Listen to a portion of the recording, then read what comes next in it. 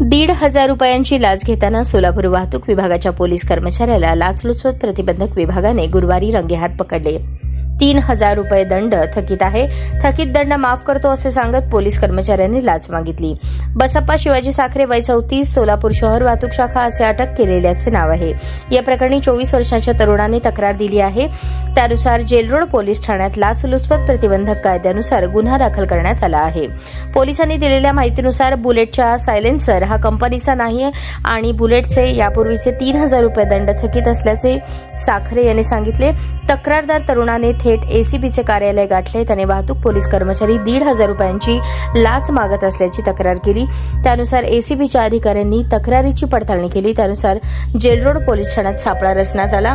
तक्रारदार तरुणाने साखरे याला 1,500 रुपये दिले. साखरे याने ते ठेवून घेतले. त्यावेळी तरुणाने पावती मागितली, पण कशाला पावती म्हणून त्याला जाण्यास सांगितले. कोणतेही चलन न देता पैसे घेतल्याचे दिसून आल्यानंतर पंचांसमक्ष एसीबीच्या अधिकाऱ्यांनी साखरे यांना पकडले.